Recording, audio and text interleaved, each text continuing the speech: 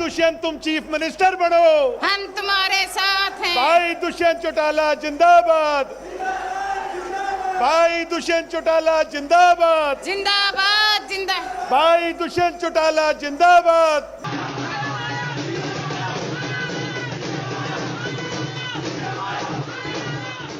राम राम नमस्कार, हरियाणा तक देख रहे हैं आप और मेरा नाम है सोनिया सत्यानीता।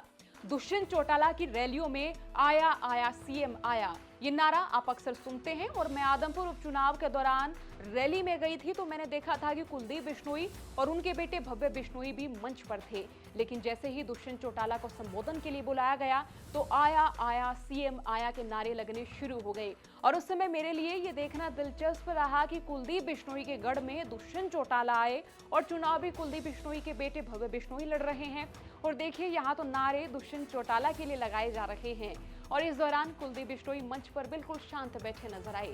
मेरे जहन में फिर सवाल उभरा कि अपने लिए माहौल बनवाना या माहौल खड़ा करना और इस तरह की स्ट्रेटेजी का आइडिया कहां से मिला, और क्या ऐसा पहले भी कभी हुआ है कि जब जवानों की टोली मंच के इर्द गिर्द या फिर किसी जनसभा में लोगों के बीच खड़ी होकर इस तरह नारे लगाती दिखी हो।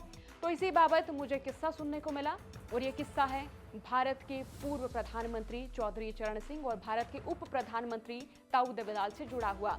दरअसल हुआ क्या था कि साल 1982 के आसपास हिसार के गवर्नमेंट कॉलेज के ओल्ड ग्राउंड में एक जनसभा का आयोजन किया गया था, जिसमें बाबू जगजीवन राम और चौधरी चरण सिंह भी आमंत्रित थे। लेकिन तब चौधरी देवीलाल और चौधरी चरण सिंह में खींचतान रहती थी कि कौन अपने राज्य में सर्वे सर्वा है और किसके साथ बड़ा जनमत है।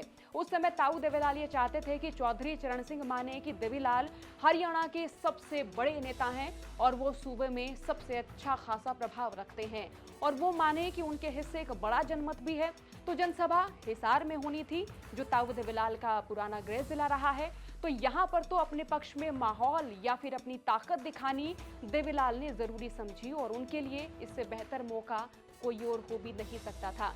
इसलिए ताऊ देवीलाल ने अपने युवा साथियों के साथ प्लान बनाया कि जनसभा में मंच के आगे और जनसभा में जनता के बीच में भी उनकी ही टीम के जवान बैठे, और जैसे ही ताऊ देवीलाल एंट्री करें उनके लिए जोर जोर से नारे लगाते रहें, और ये नारे तब तक लगाए जाएं जब तक वो हाथ हिलाकर रुकने को या फिर उन्हें बैठने को ना कहे, जिससे दूसरे नेताओं को उनकी लोकप्रियता का अंदाजा भी हो जाएगा। और ये भी प्लान बनाया गया कि जनसभा में वे चौधरी चरण सिंह और बाबू जगजीवन राम के बाद में आएंगे, ताकि वे उनकी ताकत, उनका रसूख, उनकी फॉलोइंग और उनके लिए जनता का प्यार अपनी आंखों के सामने देख सकें। अब जनसभा में आयोजकों ने मंच पर 2 ही कुर्सियां लगाई, एक कुर्सी बाबू जगजीवन राम की और दूसरी चौधरी चरण सिंह की। लेकिन वहां ताऊ देवीलाल की कुर्सी नहीं लगाई गई। जनसभा में प्लान के मुताबिक पहुंचे ताऊ देवीलाल के साथियों ने देखा कि वहां तो देवीलाल जी के लिए कुर्सी तो थी ही नहीं। फिर उनके साथियों ने ताऊ देवीलाल को बताया कि मंच पर तो 2 ही कुर्सी हैं, लेकिन वे प्लान के मुताबिक नारे तो लगाएंगे ही, लेकिन साथ में अब नारे लगाते हुए मंच पर कुर्सी भी रख देंगे। तो तय किया गया कि मंच पर ताऊ देवीलाल को नारे लगाते हुए लेकर जाएंगे और साथ में उठाई कुर्सी पर उन्हें बैठाकर ही मंच से नीचे उतरेंगे। तो भाई नारे लगाने का प्लान तो पहले से ही था, अब कुर्सी का भी इंतजाम हो गया था। तो फिर ताऊ देवीलाल की एंट्री हुई तो उनके साथियों ने नारे लगाने शुरू कर दिए, और फिर प्लान के मुताबिक जब तक ताऊ देवीलाल ने नारे लगाने वाले जवानों को नहीं टोका तब तक वे नारे लगाते ही रहे। फिर ताऊ देवीलाल ने हाथ हिलाकर नारे रोकने का इशारा किया, तो तब उनके साथी जो नारे लगाते हुए मंच तक उनको बैठाने के लिए आए थे, वे कुर्सी मंच पर धरकर जनता के बीच में आ गए थे। तो ताऊ देवीलाल ने उस जनसभा में इन्हीं नारों के बूते दिखाया था कि हरियाणा में उनका खासा रुतबा, रौब और तगड़ी फॉलोइंग है। फिर 1982 में चुनाव हुए। 90 सीटों वाले विधानसभा में 36 सीटें जीतकर कांग्रेस सबसे बड़ी पार्टी के तौर पर उभरी। लेकिन भारतीय राष्ट्रीय लोकदल का बीजेपी से चुनाव से पहले गठबंधन था।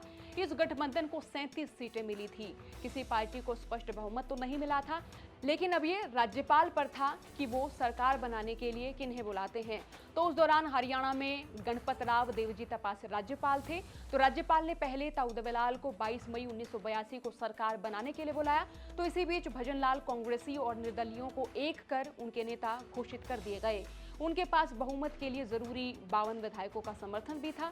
फिर भजन लाल को तपासे ने मुख्यमंत्री पद की शपथ दिलवा दी थी तो देवीलाल बहुत नाराज हुए और गुस्से में अपने और बीजेपी के विधायकों को साथ लेकर राजभवन में पहुंचे और उनमें और राज्यपाल के बीच इतनी बहस हो गई कि गुस्से में ताऊ देवीलाल ने राज्यपाल तपासे को थप्पड़ जड़ दिया था। तो तब भजनलाल सरकार का इस बाबत खूब विरोध हुआ था। थोड़े समय बाद फिर लोकदल के 2 हिस्से हो गए। चौधरी चरण सिंह की मृत्यु के बाद लोकदल का एक हिस्सा बना जिसके सर्वे सर्वा बने चौधरी चरण सिंह के बेटे चौधरी अजीत सिंह, और जो दूसरा हिस्सा बना वो बना लोकदल बहुगुणा। इसके बाद फिर 1987 में चुनाव हुए और फिर ताऊ देवीलाल हरियाणा के मुख्यमंत्री बने। तो इस किस्से से ही मुझे ध्यान आया कि हो सकता है आया आया सीएम आया का ये आइडिया दुष्यंत चौटाला के पास यहीं से आया हो। तो आपका इस वीडियो के बाबत क्या सोचना है, राय जरूर रखें। साथ ही चौगरदे की खबरों के लिए बने रहिए हरियाणा तक के साथ। राम राम।